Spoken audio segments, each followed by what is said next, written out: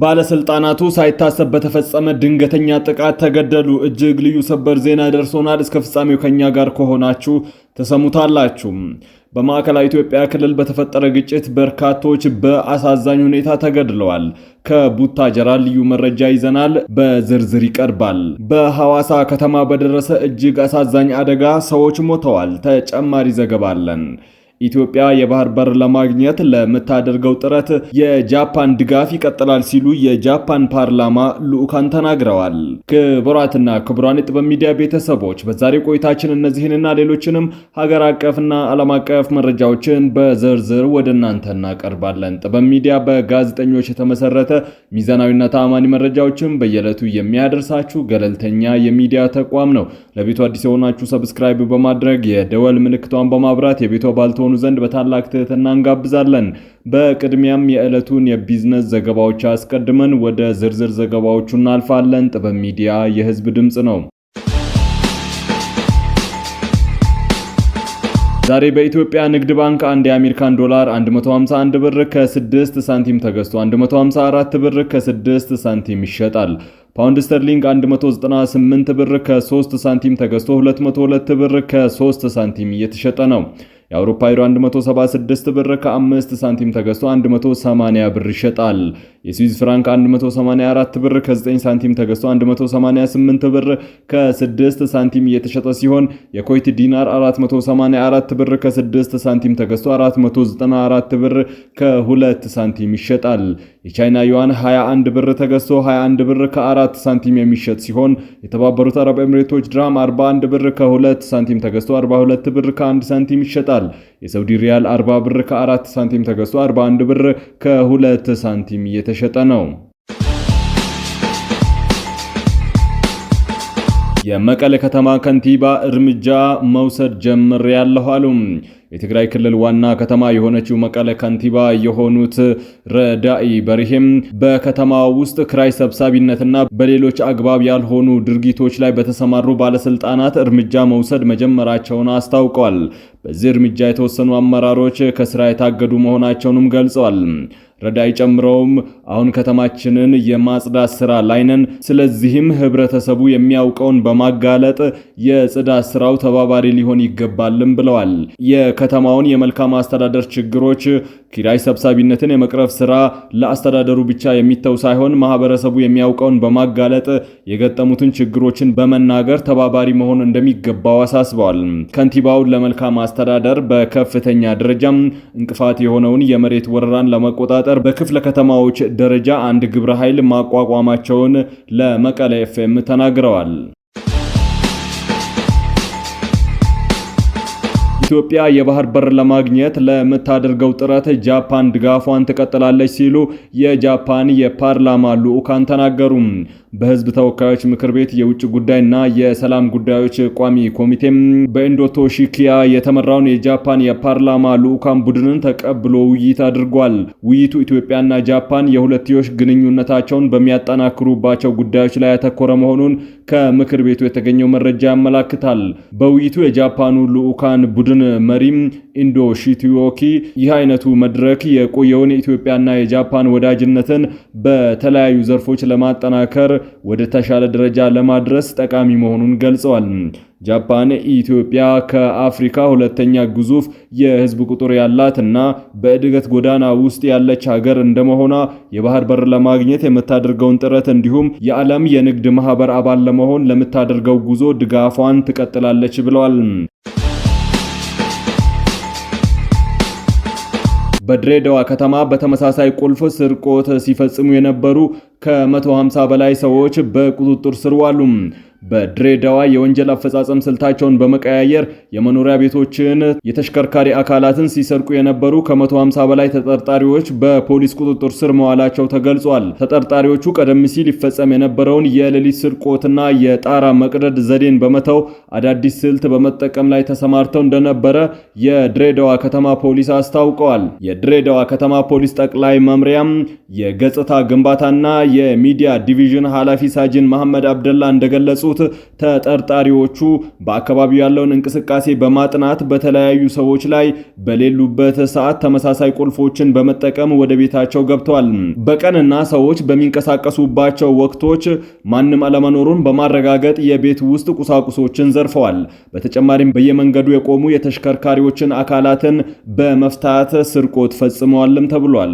ፖሊስ እንደገለጸው ከህብረተሰቡ በደረሰው ጥቆማና በተደረገ ጠንካራ ክትትል ከተጠርጣሪዎቹ ጋር በርካታ ንብረቶችም ተይዘዋል። በማዕከላዊ ኢትዮጵያ ክልል በምስራቅ ጉራጌ ዞን በማረቆና በመስቃን አካባቢዎች ላይ በተፈጠረ ግጭት ብዙዎች መገደላቸው ተገለጸ። ከማረቆ የሚዶሬ ቀበሌ ጥቃት አንድ ቀን ቀደም ብሎ እሁድ ዕለት በምስራቅ ጉራጌ ዞን ምስራቅ መስቃን ወረዳ ኢንሴኖ ከተማ 02 ቀበሌ ቄራ ተብሎ በሚጠራ ሰፈር ተመሳሳይ ጥቃት መፈጸሙን ነዋሪዎች ተናግረዋል። ጉዳዮቹ በአካል አልታወቁም ያሉት ሁለት የቀበሌው ነዋሪዎች በጥቃቱ 3 የአንድ ቤተሰብ አባላት ሲገደሉ ሌሎች 2 ሰዎች ቆስለዋል። አርሶ አደር ሁሴን ጉደታ በማዕከላዊ ኢትዮጵያ ክልል ማረቆ ልዩ ወረዳ ሚዶሬ በተባለ ቀበሌ ነዋሪ ናቸው። አርሶ አደሩ ጎረቤታቸው በሆኑት የአጎታቸው ልጅ መኖሪያ ቤት ላይ ሰኞ ዕለት ተኩስ መስማታቸውን ይናገራሉ።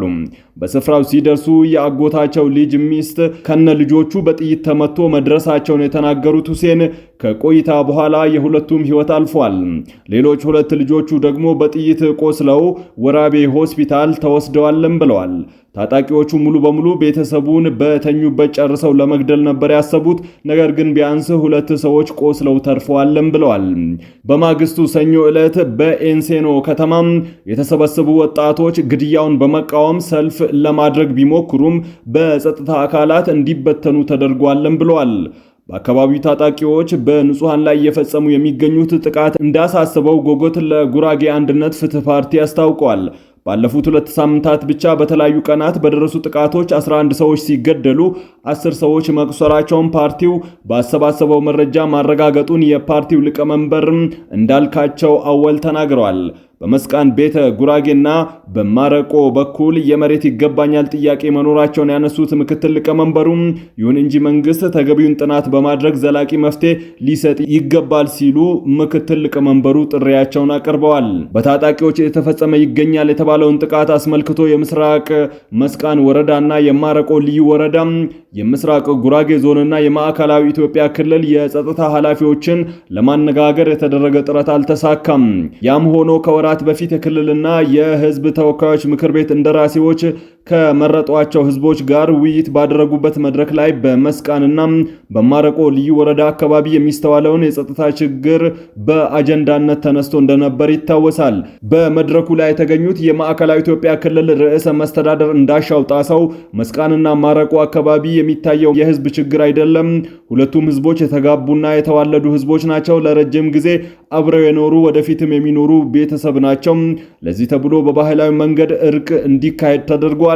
አሁን የጀመርነውን በማጠናከርና ሽማግሌዎችንና ወጣቶችን እያወያየን እንገኛለን። በዚህ መሃልም ቀንደኛ ተዋናይ የሆኑ አመራሮች ነበሩ። እነዚህ አመራሮች ላይ እርምጃ ወስደናል፣ የሚታሰሩ ሰዎችን አስረናል። ወደፊት ምን ይሁን የሚለውን ለመፍታት እቅድ አውጥተን እየሰራን እንገኛለን ብለዋል። በሐዋሳ ከተማ ሌሊት በተነሳ የእሳት አደጋ የ2 ሰዎች ሕይወት ሲያልፍ ብዙ ቤቶች ተቃጥለዋል። ከሌሊቱ 5 ሰዓት ከ10 ላይ በሐዋሳ ከተማ በተከሰተው በእሳት አደጋ 2 ሰዎች ሞተዋል። እሳት የተነሳበት አካባቢ ከአዲሱ መናኸሪያ ወደ ወልደ አማኑኤል በሚወስደው መንገድ ላይ በተለምዶ አጠና ተብሎ በሚጠራ ቦታ ሲሆን በአደጋው ምክንያት አንዲት እናት ከነልጆቿ የአደጋው ሰለባ መሆኗ እየተነገረ ይገኛል። እሳቱን ለማስቆም የከተማ አስተዳደሩ የተረባረበ ቢሆንም እሳቱን ማስቆም የተቻለው ግን ሌሊት 7 ሰዓት ከ45 ድረስ ቆይቶ እንደሆነ ከቦታው የደረሱን መረጃዎች ያሳያሉ። በአደጋው ምክንያት ብዙ ቤቶች ተቃጥለዋል፣ ንብረት ወድሟል።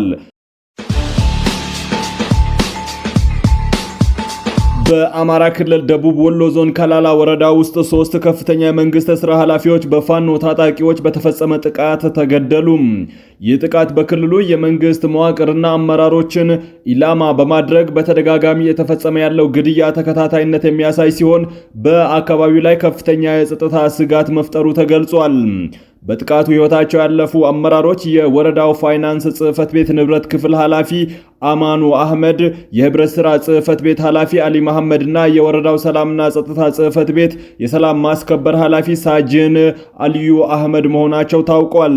ግድያው የተፈጸመው አመራሮቹ በመደበኛ የመንግስት ስራ እንቅስቃሴ ላይ በነበሩበት ወቅት እንደሆነ የተገለጸ ሲሆን ይህ ክስተት በወረዳውና በዞን የመንግስት አስተዳደር ላይ ትልቅ ድንጋጤን ፈጥሯል።